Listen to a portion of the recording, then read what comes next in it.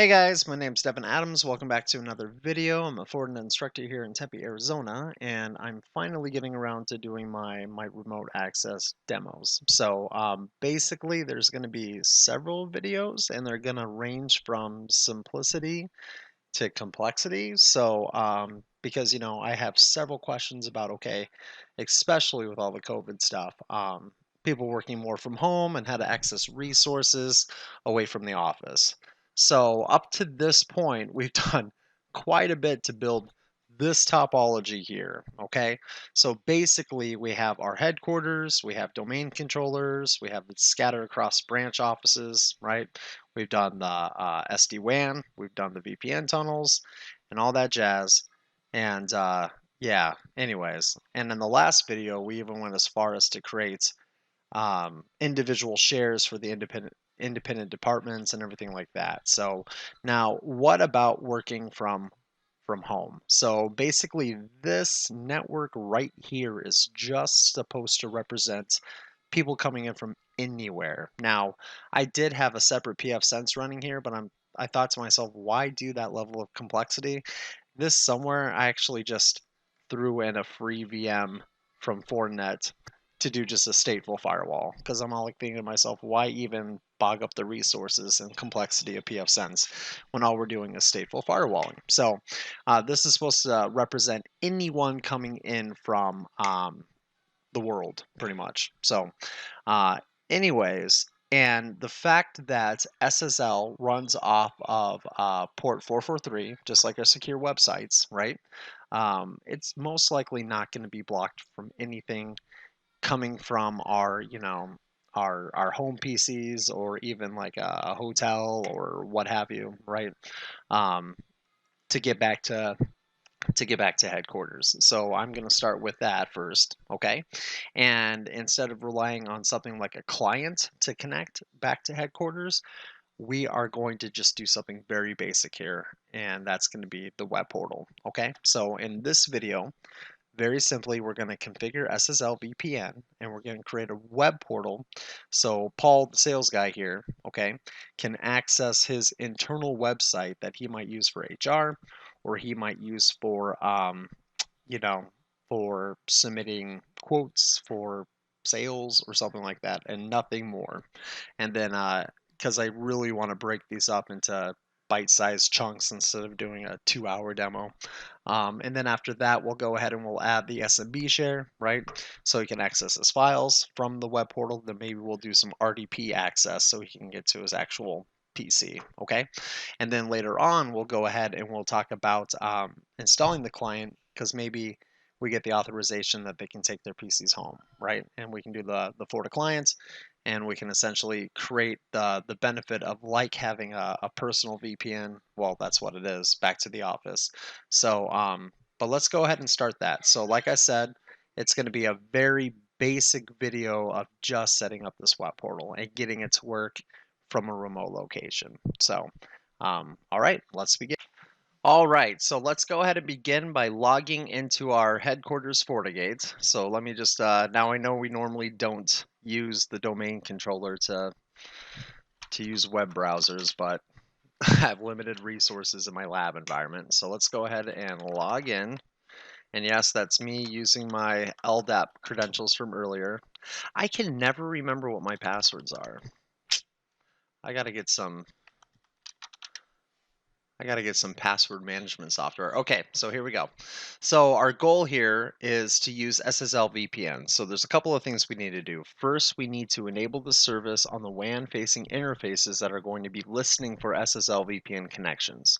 Then, because we are doing remote access, we do need authentication. Now, we already have the LDAP bind to the domain controller, and we don't want our end users to be using multiple credentials. So we're just going to take advantage of that, but we still need to marry our security groups with our firewall groups. So we'll have to do that too. And then after that, we have to assign the resources to the web portal itself. Now, remember, there's going to be several videos breaking this up, and we're going to see several different ways of doing this. This is just the most the most basic. So basically, let's just go ahead and get the authentication out of the way because we've done it so many times. So here's the user groups. All right. I'm going to make a new user group and I'm going to call this sales. Okay.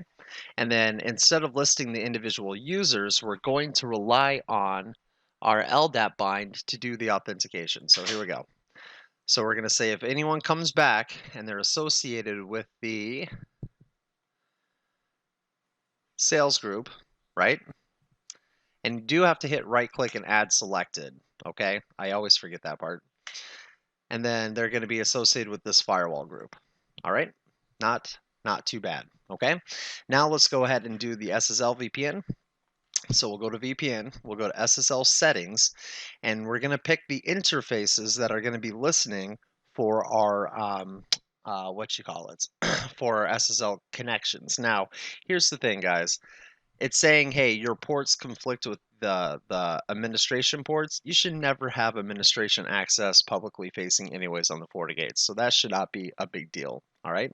So we're going to have our Cox connection, okay, our port 1 with the make-believe public IP address of 10.200.1.1 as our access, okay? Later on, I'll talk about doing redundant tunnels, but that's going to be way down the road, okay? And then if we scroll down, of course, we want to redirect HTTP, all right? That way they don't just put in the URL or put in the website and it just hangs. We want it to do redirect, okay? Once again, just ignore all the conflicts. Now, this is also important. If you guys want to go ahead and use your IANA codes to limit to the US, you can, all right? Or if you know the IP addresses that your end users are coming in from, that's a lot of management, okay? That's just an additional layer of security. For the sake of our lab environment, I am just going to keep it to allow from any host. The inactive is pretty good. Now, this self-signed cert for our servers, it is not worth training our end users to click through cert errors. So what I mean is that if you guys don't have a publicly trusted web server cert that you can use for your SSL, it is definitely worth getting one, okay? If you guys have a wildcard one, I'm pretty sure you can use that one. Obviously, because we're in a lab environment, okay, we have to simulate like it's going to be a trusted public cert. Okay, so for right now, we're just going to click through cert errors. Okay, and then here, we're not doing tunneling mode yet. So I'm just going to ignore all of this because we're doing the web portal. Okay, now down here, though, is going to say, what portals do you want them to use? Now, portals are just simply how are they going to access the resources? Okay, now here we're going to say, hey, you know what? I'll actually just do the default for right now. All right, so we're going to say for all groups they can have web access. There we go. Okay, we'll get more into that once we actually create the group itself. All right, so the settings were taken successfully, so we're good to go there. All right, but we still have not done the firewall policies. Okay, so let's go ahead and do that. Now, the SSL VPN tunnel is a logical interface. Okay, so anything that pops out of the SSL VPN is going to be treated like this interface, and they're going to be accessing resources that are actually on the domain controller. And it's going to be that network share and also that HR web server. Okay, so we're just going to be calling this, and you can do it per department, you know, because we are doing role based, or you can do it per authentication group. It's going to be up to you. So here I'm just going to say sales VPN resources. All right, and our outgoing interface is going to be our management network. Okay, source, they're actually coming in from the FortiGate, so it really does not matter where they come in from. But you know what, we'll just it does create a automatic SSL VPN tunnel addresses for the tunnel access. I'll just use those. It really, like I said, uses, and when you're using the web portal, the internal interface of your headquarters FortiGate. So there's really no IP addresses it needs to know about. It's coming directly from the FortiGate, kind of like as an explicit proxy. You guys are going to see that here in a second. But if you notice here, authentication is required, all right? And that's where our sales group comes into play, okay? So destination is going to be anywhere in our management subnet. All right. And then the services here, you can obviously, restrict access to just the things that you want the web portal to do. For example, here maybe HTTP, HTTPS, and then if we eventually do the shares, all right, we're also going to need our SMB. There we go. And look at this. There's even like you know what? I'm just going to use that one right there. Yeah, look at that. That's awesome. There we go. Thank you. Thank you. Thank you, Fortinet, for just grouping all of those needed interfaces for us. Sure, why not? So, all right, there we go. NAT is not turned on, okay? Why? Because NAT is happening through the VPNs. It has nothing to do with the firewall policy, all right? And we don't need to inspect it from traffic because it's coming from the FortiGate. It's a web portal, all right? So we'll go ahead and hit OK. All right. Now, everything that we've done up to this point is fine, but we haven't set up anything for Bob, our sales guy, to actually access. All right. Because remember, our goal is to get him to access resources from home.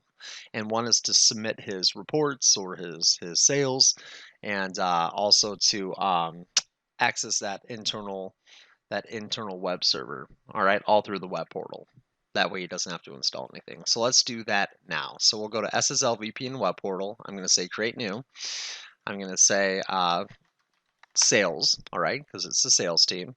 They are not using split tunnel because it's being accessed by the, oh, look at that. Oh, the check host is actually now in the GUI. I'm going to have to play with that.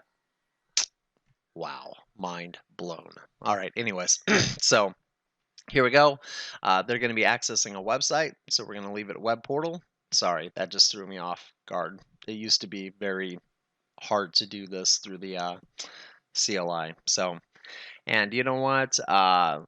Bob really is not going to care about the connection launcher, okay? He's not really going to care about logging in.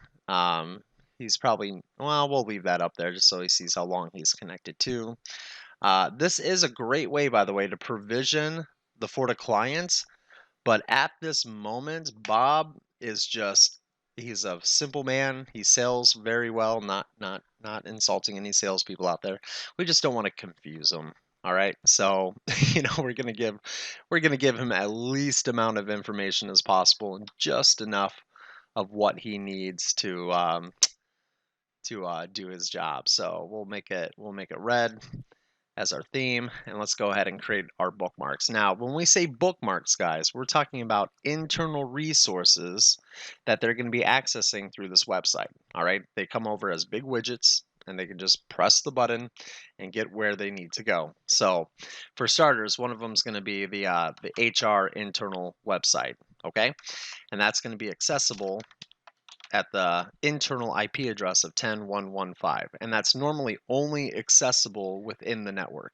All right, and then we'll just do a little description here. We'll say HR website for time clock and report. I don't know, report. I'll just keep it simple. There we go. Now here's another thing too. So when we talk about network security, we talk about the CIA triangle, not to really go off on a tangent there, but we need to keep things secure, but also as accessible as possible for our end users. We don't want them impeding their ability to work. So what I'm going to do here is that I'm actually going to pass on his credentials that he used to log in to access these internal resources. Now this HR portal, okay, normally if it was a real website, he would log in. This is just a test website, all right, because it's a lab environment.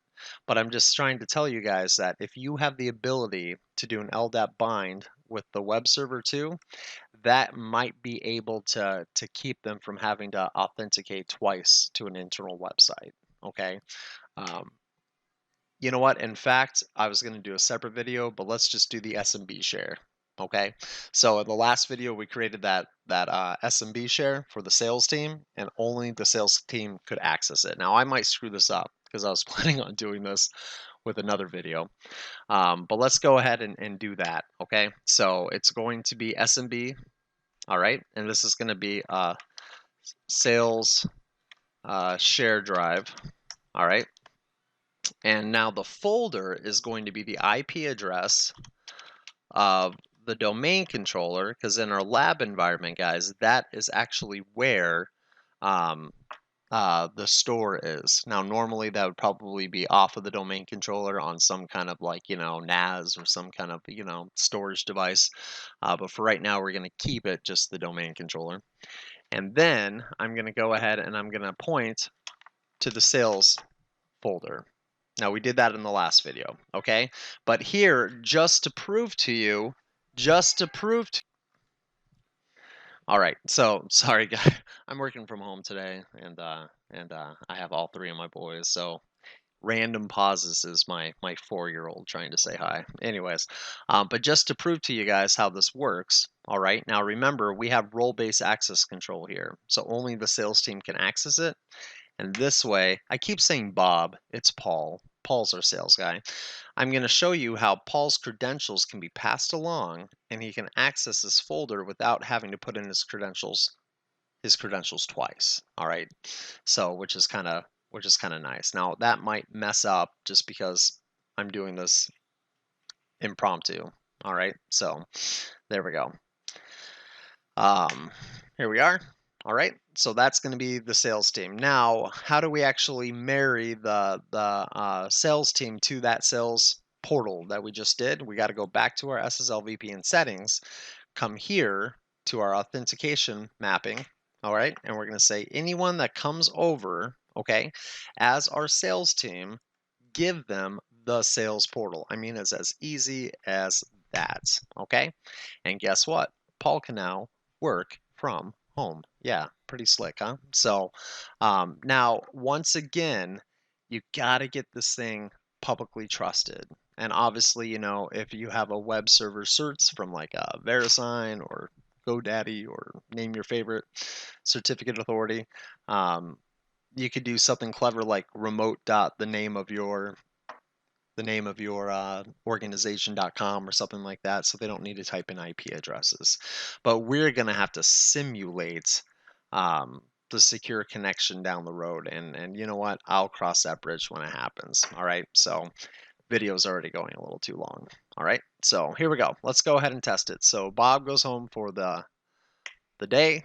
All right, he wants to go ahead and access his stuff from home. Now remember, this is somewhere out there behind some kind of like cable modem or router, okay? And would probably send him a link through his email, but he's going to go to 10.200.1.1, okay? And once again, it's getting the cert error, and it's getting the cert error because it's not publicly trusted, all right? Normally, they would not. We would just have to use our web server cert, okay? So it's going to be Paul, and then I have no idea what Paul's password is. All right. Oh, good. It did work. So as you can tell here, guys, he has nice big buttons, okay? That's all Paul has here, all right? He can also log out if he wants to, but we're making it as simple as possible. So for starters, if he wants to access the HR website, once again, we normally would not have these cert errors, but this was our HR website that we did internally. And what I meant by it kind of proxies the connection, guys, because literally, look up here. It's not using IP addresses assigned to like a virtual NIC, okay, like normal VPN clients do. It's literally just tucking in this website here. Pretty slick, right? So now he can do what? He can go and submit his timesheet, he can submit his report, so on and so forth, okay? And also, let's see if our SMB worked, all right? Of course, we know. Look at that. That's the file share. Pretty darn fancy, huh? Right, guys? So now he can, I don't know, is Notepad still around? Okay, here we go. Paul is good at sales. Right? and you can go ahead and he can work from home. You know, Paul's sales report. I don't know. We'll save it to his desktop. All right. So, and then now, you know, we might have to have a short video on how to do this, but now he can just hit the upload. Okay. And he can submit his report. I mean, come on, guys. That's pretty good, right? That's pretty slick. That's pretty easy. So just to verify that, I mean, we can go back here to Paul's actual computer at his office, right? Okay, stop your ding-a-linging. Oh, I don't know why that's messing up. Okay, that was just a VNC thing. All right. So as you can see here, remember we mapped a network drive for the guy, right? Paul sales report. I mean, it worked, so it's not too bad. All right, guys, so I will leave it there, okay? So in the next video, we'll go ahead and do one for the marketing team, but we'll try out something like a remote desktop protocol, okay? And then after that, we'll talk about installing the FortiClients, okay? And actually them taking home their laptops and maybe how to authenticate before they even get to the office. All right, we'll talk about split tunneling, when to turn it on and off. What else is on our list? Making sure that those map drives automatically connect, because remember, we got to keep it simple for them, okay? And all that good stuff. So, okay, I hope someone found that helpful out there, and we are making progress in our demos. I'm sorry, guys. Like I said, these are videos that just complement my classroom. Single father, 3 little boys, work full time. I can't really maintain the YouTube channel like I'd like to. But we're getting there. So anyways, I'm trying to say thanks for your patience. So, all right, guys, I'll see you guys on the beach.